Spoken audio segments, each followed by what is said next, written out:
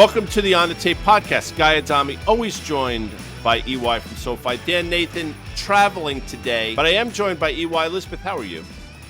I am good. These are the ones where I usually post on Twitter something like "Just the two of us." Yes, great song. Gonna do it And today. you do. Can I tell you something? You do have dulcet tones. I think if this SoFi thing doesn't work out, maybe you want to ask Anthony if you can moonlight at one of those like jazz lounges. But that's As a not for this show. karaoke singer.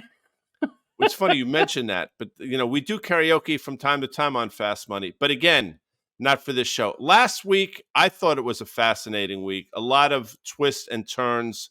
A lot of, again, our world, the moves in the bond market are staggering. And let's start there. What is it telling you? I know both you and I have thought that the re-steepening of the yield curve was going to be the problem. And we've talked about it. You talk about an 80 basis points or so re-steepening, seemingly nobody talking about, maybe going from, I don't know, let's call it 110 to 30 just to round up, but that's not exactly right. But you know my point. What is that telling you? Because you've been talking about this for quite some time. Well, I think the people who are talking about it are talking about it as if it's a positive signal because it's happening due to the 10-year going up. And that's usually a signal that the economy is strong. And to be fair, economic data has been decently strong. It's been solid. It's surprised to the upside in different ways that I don't think either of us expected for sure. But the re-steepening is still an issue. So one thing that I think was really interesting about last week was gold. Best week since, I believe, the regional bank crisis, and maybe second best week since March of 2020. So something is afoot in the market where you've got some of that defensive stuff really coming back and being stronger, especially at a time when you've seen yields go up so much. You've got a stronger dollar over the last year. Gold usually wouldn't react in this particular manner. So there's clearly some consternation in the market. I still think there's something happening under the surface that we just don't know about yet, whether that's some hedge fund, some big levered player that's unloading, somebody's unloading, and then algos have gotten triggered. Last week, obviously, we saw that bond auction that was pretty stinky, and algos got triggered on the other side of it. So I think that there is fragility in some of this. And obviously, we're not seeing quite as many buy the dippers as we've seen in prior drawdowns. So we'll see. I mean, nothing super alarming at this point, but I do feel like the tone has shifted. Agreed. Nothing super alarming, but it's something to watch. And you mentioned gold, so let's just talk about it for a second. And what I've said for a while, and actually I think there was an article by one of the strategists out there, we'll put it in the show notes if I can find it, but effectively saying some of the things that we've been saying for a while, that central banks who bought a record amount of gold in 2022, some 1,221 tons, around $70 billion worth of gold, are on pace to do similar this year. And what I've been saying is, and I believe this, it's not just me flapping my gums, they're hedging their own ineptitude. And there was a note out, again, last week or the week before, suggesting very similar. So when you see central banks buying gold, they clearly are onto something. Now, until recently, it hasn't manifested itself in the price, but it's starting to now. And one thing I say all the time, at least over the last year or so, is although everybody might be bullish of gold, nobody's long of gold. And you say, what does that mean? Well, it means our world, the institutions, the hedge funds, they have not bought gold yet. Gold really isn't on their radar screen. They might be aware of what's going on, but it's all system-based, and their systems all get triggered effectively the same time. And my sense is those systems will get triggered if and when we go through the all-time high, which we're getting closer to. And then everybody sort of gets in the door at once. The problem, of course, is the gold market, Liz, as you know, is not the equity market. The amount of dollars that are going to flow in, I think, are not going to be able to, the gold market's not be able to withstand that. And something's going to break, I think, on the way up. So it's going to be interesting to see. And the other thing you talked about in terms of the bond market and the auction, that Treasury auction last week was an unmitigated disaster. And one of the things that we've talked about that I don't think enough people really are taking into consideration, and I want your thoughts, it's not so much that the economy is doing better, although I will grudgingly submit that the economy is a lot more stubborn and a lot more resilient than I thought it would be at this point. With that said, the move in the bond market has really been predicated on supply and demand, and the market is demanding a higher yield to buy our debt. And when you think about what's going on out there, who is the buyer of last resort? Clearly what's going on in Japan, they are going to try to support their currency Good luck with that. But in order to do that, they need to raise dollars. How do they do that? Probably by selling treasuries. So that buyer is now a seller. And the Fed, which had historically been a buyer, they're not in the equation as well. So that's a bit of a problem here. And obviously, we know what's going on with China-U.S. relations. I'm sure it would behoove them to see things go pear-shaped here. So rates going higher, although the economy is strong, is really happening for more nefarious reasons. Thoughts on that? Yep. Actually, I would compare this almost to the oil market. So we've talked about this before.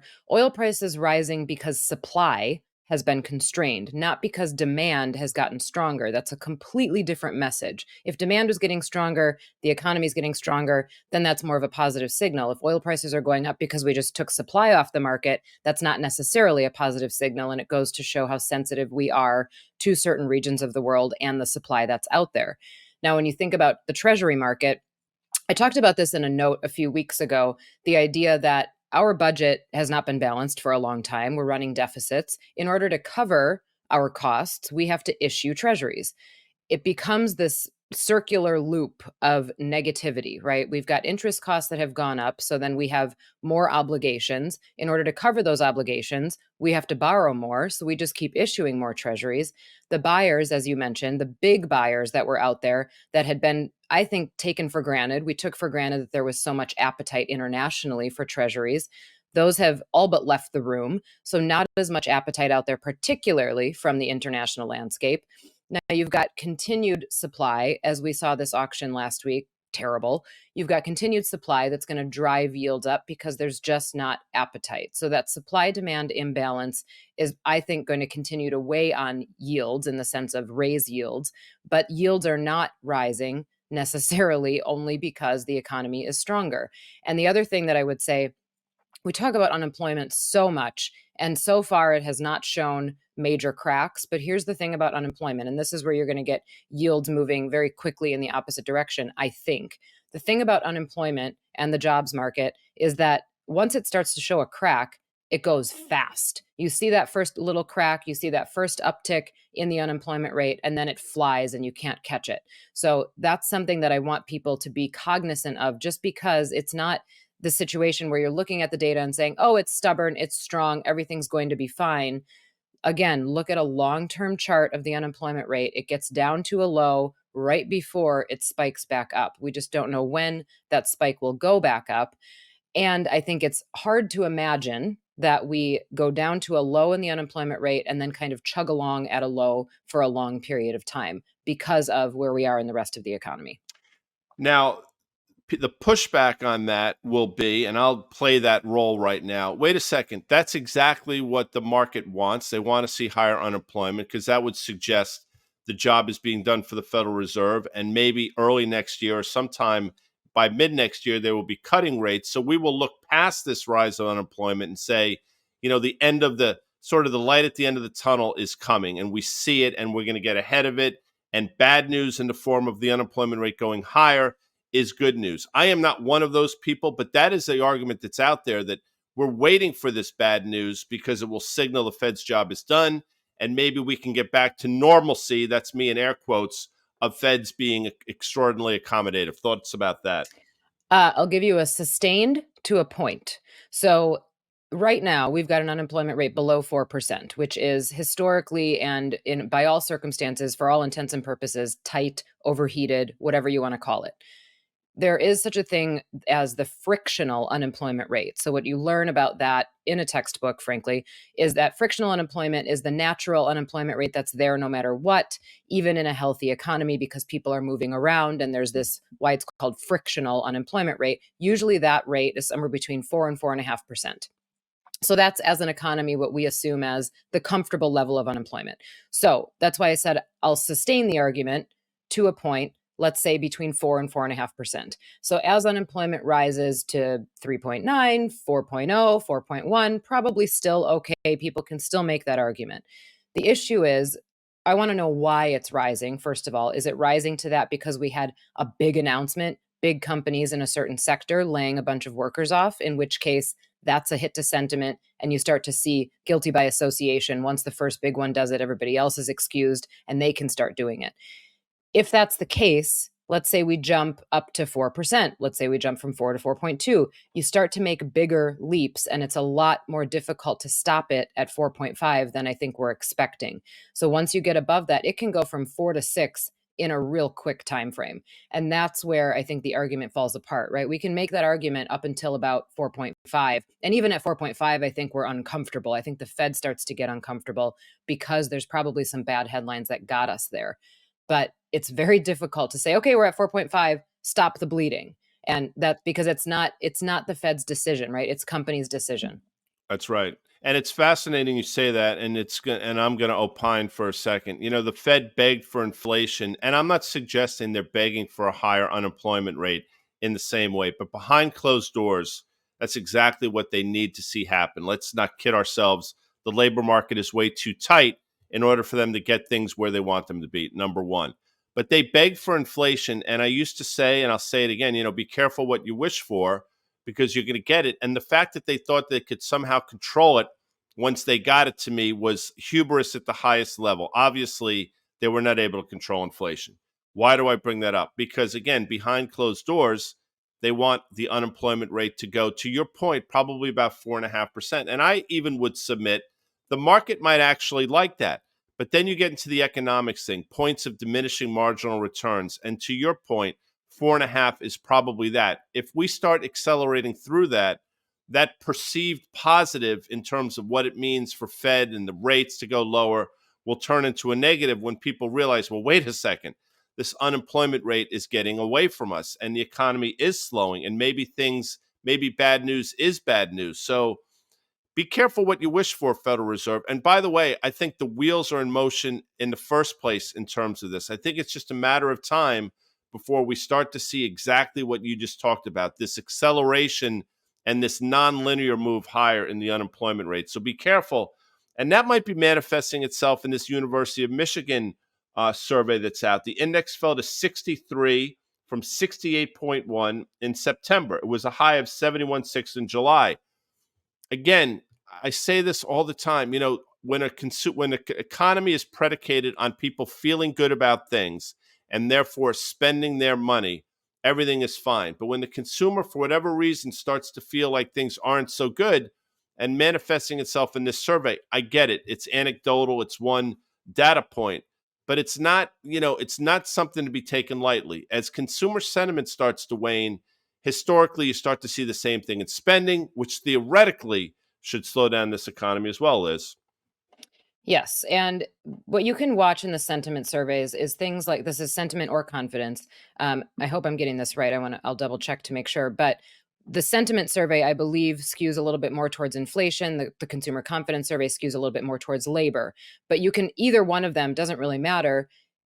What's happened since July is the market went down, right? July 31st was the local top. As the market goes down, obviously people are going to feel less excited. They're going to feel less happy. Couple that with a hotter than expected inflation report or inflation ticking back up, and people are going to feel extra less excited. So sentiment follows those two things very closely.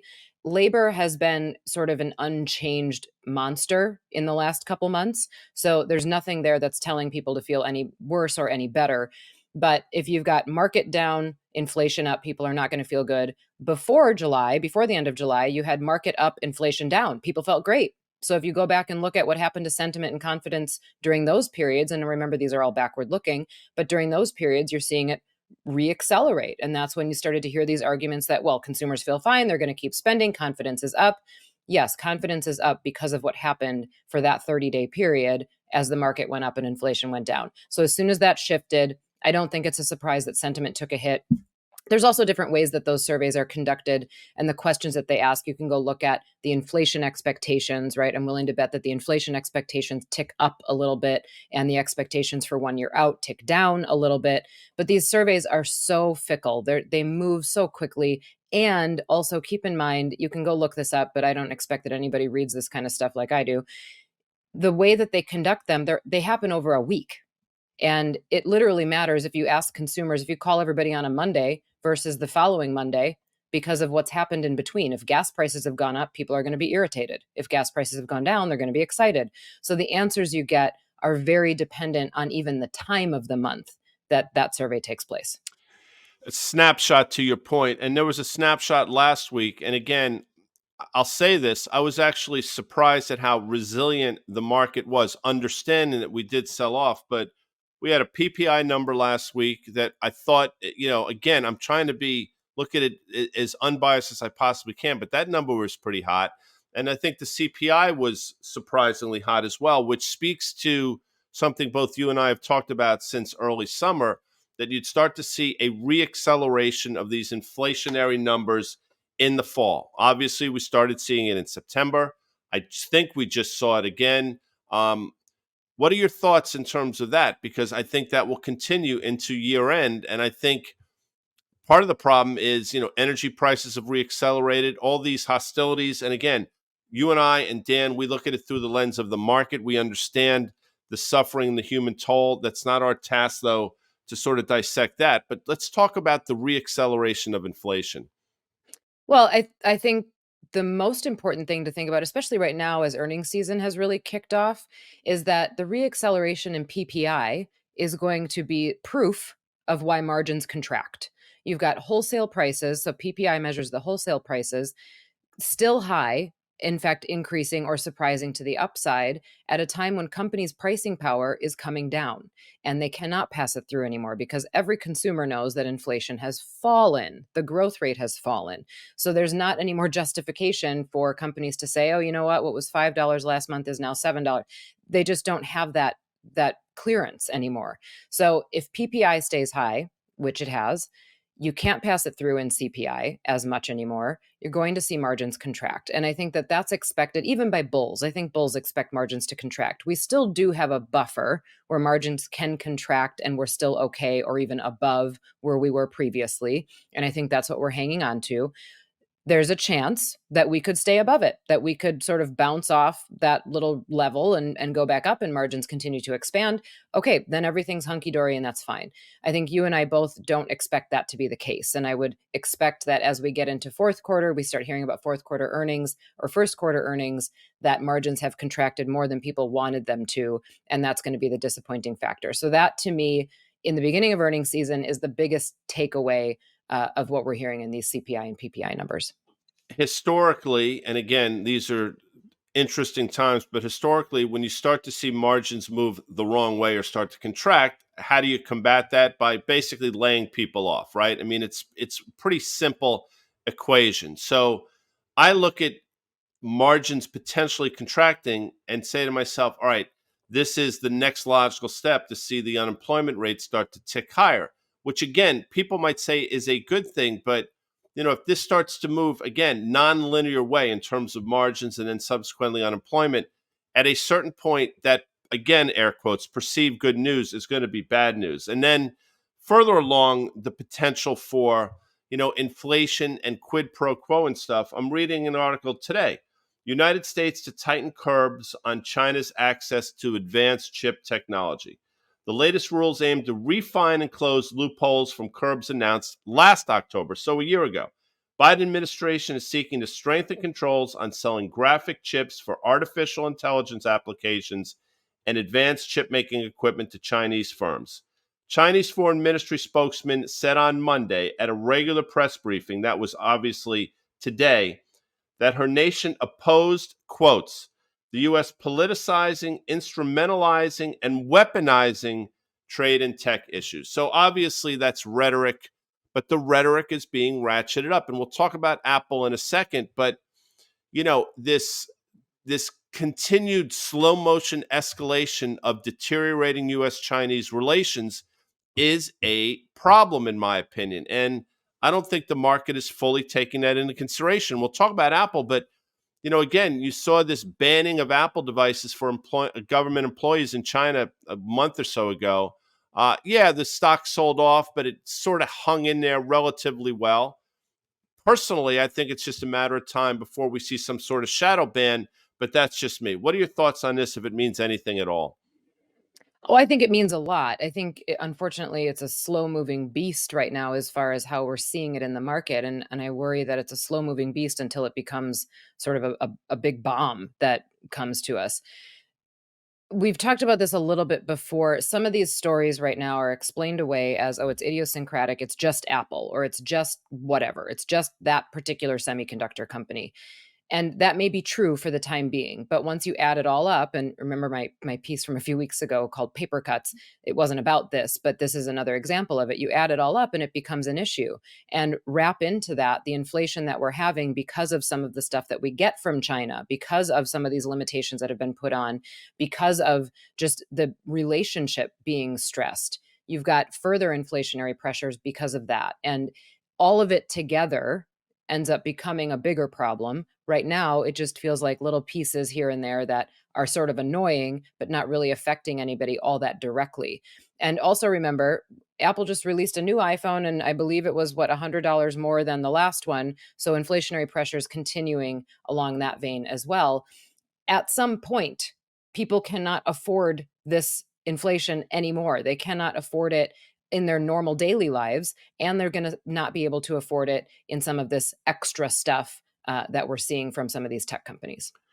And we saw an article about, it was a Bloomberg article, but suggesting the iPhone 15 is selling worse in China than its predecessor did in 2022. So you're starting to see, again, some slowdown in China. Okay, people say it's not a big deal, but Apple has become and people say you're a hater. I'm not a hater. I point this out because I think it's important. It's become its own asset class. Apple's in over 300 or so ETFs, of which I believe Apple is a top 15 holding. So in the world of passive investing, when money just flows in, Apple wins to that. And I totally get it. But you're talking about a company now that's a value company trading with a valuation of a growth stock. And 7 or 8 years ago, when it was a growth company, excuse me, it was trading at a low double digits, like a 12 multiple. When it had the growth, it sort of would be commensurate with the valuation it's trading at now. Something is amiss. You've seen 3/4 of decelerating EPS. You have single digits, effectively EPS growth, single digit revenue growth for a company that's trading close to 30 times next year's numbers. And I only bring it up because, again, if China starts to slow the way we're seeing it, and if the consumer becomes strapped here, one has to wonder what happens to Apple, the stock, in the context of, Liz, what it means for the broader market, because it's such a huge sentiment indicator, I think, for the U.S. equity market. Yeah, absolutely. I mean, you could put probably 3 names in that bucket, Apple being one of them. I think NVIDIA is another. I would maybe put Tesla in there as well as the indicators, the sentiment indicators for the market, the things that have survived or the things that I think people just assume only go up. And I talked about this last week about utility players and the idea that some of these stocks are treated like utility players.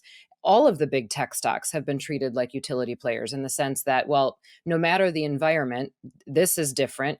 This time is different. The market is different. The dependencies are different. So big tech is just going to survive and go on. And it probably will survive, but will it be the winner in every environment that can carry us through even the worst of pain? And I don't think that that's going to be the case. So some of this stuff, I mean, at some point, Guy, stuff has to trade on fundamentals.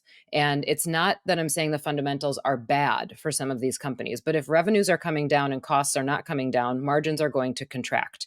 If you've got inflationary pressures and a consumer that's pulling back, which we have plenty of evidence of, this is going to be painful, right? So at some point, fundamentals have to matter. Valuations will reflect weaker fundamentals, even if just for a period of time. I'm not saying everything has to fall out of bed. The same way that I'm not saying that we have to have this huge Armageddon-like recession. It may just be below trend growth, but the reality is we haven't seen it yet, and we haven't seen some of the multiple contraction that should reflect the weaker fundamentals in margins, the weaker probably expectations that will happen about earnings in 2024.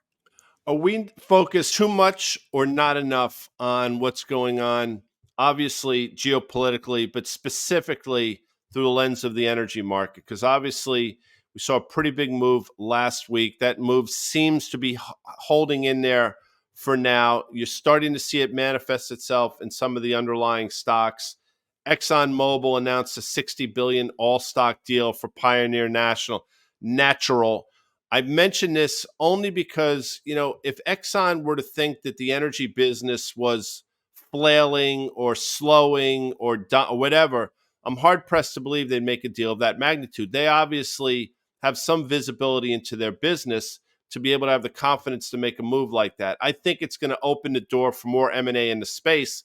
And I don't think people are paying enough attention to what's going on in the energy complex. I would submit crude can stay here for the next couple months, and you're going to see a continued move higher in some of these names, regardless of what happens in the broader market to a certain extent. Thoughts on that? I would agree with that. If you look at things like compare energy to consumer discretionary, it's obvious that consumer discretionary has given a lot back and people are not as excited about the consumer, but you've got an energy market that continues to be stable and strong, despite the fact that oil prices have come down off of their peak that we saw a couple months ago. So this is something that I think is going to be interesting for investors. Interesting partially because it's such a small portion of the overall index. So if you want to be overexposed to it, it feels extra risky. But I do think that it's a space, particularly on valuations even, that continues to be attractive. So the other thing is when you talk about M&A, there are two types of M&A. There's strategic M&A and there's financial M&A. If we see strategic M&A in the energy market and in energy stocks, I think that's a positive sign. Financial M&A, we might start seeing, and this could happen at the same time in different sectors. You might start seeing financial M&A where businesses need to be rescued, things have to happen in order to stay afloat, or somebody needs a capital infusion. That's financial M&A. If that starts happening in other sectors, not a good sign. But if in the energy section you're seeing more opportunistic sort of strategic combinations, then I do think, to your point, that that's an indication that CEOs and companies in that particular sector have a positive outlook about the market. It's interesting. One thing that I've been watching very closely, and I'm not suggesting anybody trade it at all. It's just for me, it's something you have to have up. But the HYG, the high yield index, which since March, and that coincides, by the way, with, as you mentioned earlier, sort of Silicon Valley Bank and stuff. I mean, it's effectively been trading sideways around this sort of 74.5, 75 level, hasn't really moved. That changed last week when it went from about 74 or something, and it traded all the way down to a 72, the low 72s. I think it got down to 72.15. Now, people will say, you're kidding me. This is not a move of it. I understand that percentage-wise, it's not a big move, but in the context of what this does historically, it actually is a big move. So I am watching high yield credit for a myriad of different reasons. I've said for a while, if there's a Fed put in the S&P, it probably exists somewhere either side of 3,000 or so, and obviously we're quite a ways from there. I don't think I think the Fed put is in two forms. It's either the unemployment rate trending north of 4.5%, which we discussed earlier, or the credit market starting to show some signs of wear or stress. Thoughts on that? Well, I think they're not mutually exclusive, first of all. If you've Agreed. got an unemployment rate that starts to march upward, you're going to see stress in the credit market. It's been pretty rock solid as of late, until last week. The thing that I think is going to be tricky is that now the Fed has set a precedent that they will intervene in capital markets. They will go hmm out and buy ETFs if they have to because the market fell out of bed or because it stopped. What they'll say is it stopped functioning as it should. And you don't want the world's biggest bond market to stop functioning as it should. So they'll come in and save it, which is what they did in 2020. It's what they've set that precedent. So I think the expectation from investors will be that if it gets really, really bad, the Fed will just go buy some junk bond ETFs and everything will be okay.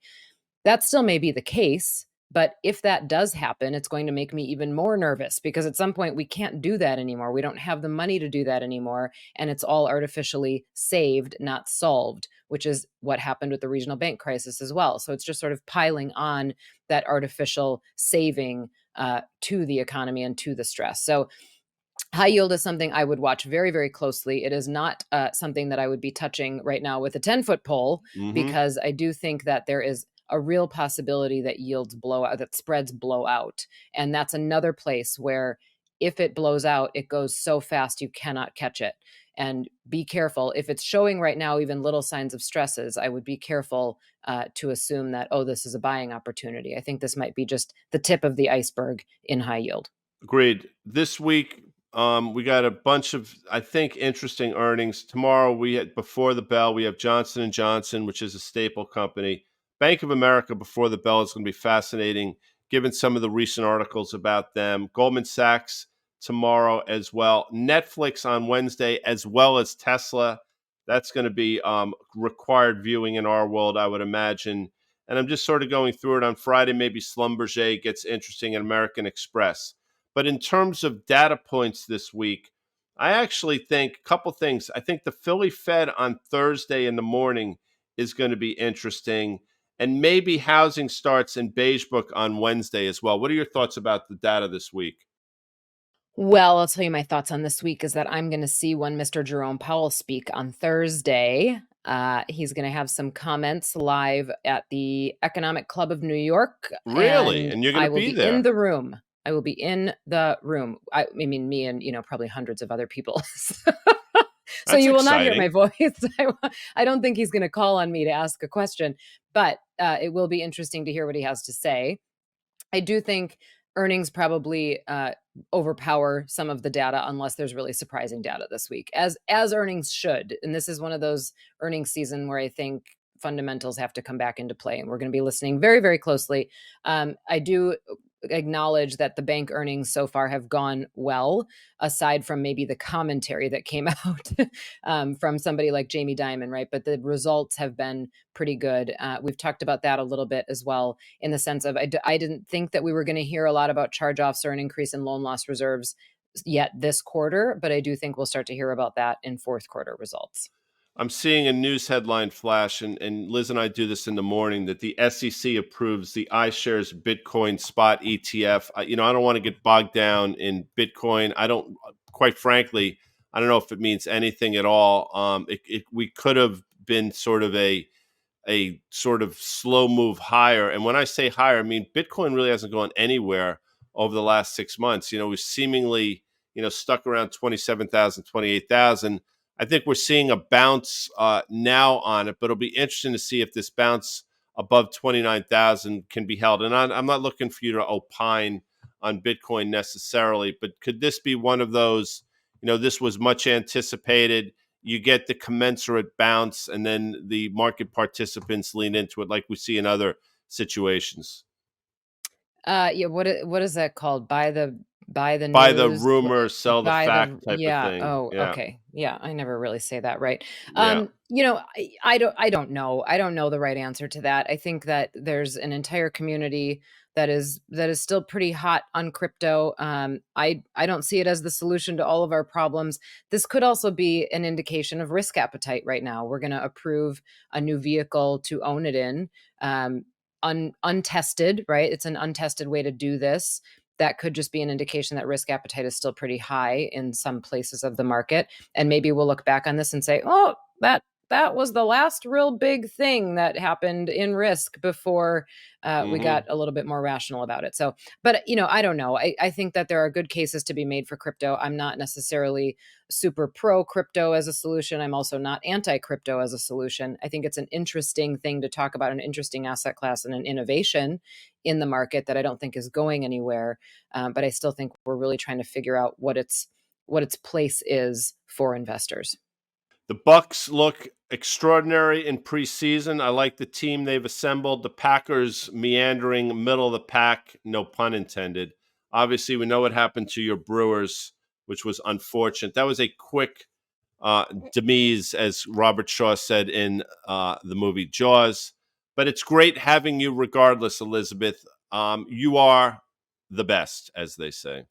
Oh, thanks. Thanks. Yeah, I guess go Bucks. I don't know. I mean, go Packers too. It's better to be in the middle than at the bottom. But yeah, I it's been would. a tough couple So my weeks. pushback with that, and I think you would agree with this, in the NFL, being in the middle is not where you want to be. It's no man's land. You either want to be at the top of the shit pile, pardon me, or you want to be drafting in the top five. The Packers will find themselves in neither of those categories, unfortunately. Yeah. Yeah, I think you might be right about that. But I am still a Packer fan through and through. I Of will course wear you my are. cheese head and yell at the TV no matter what.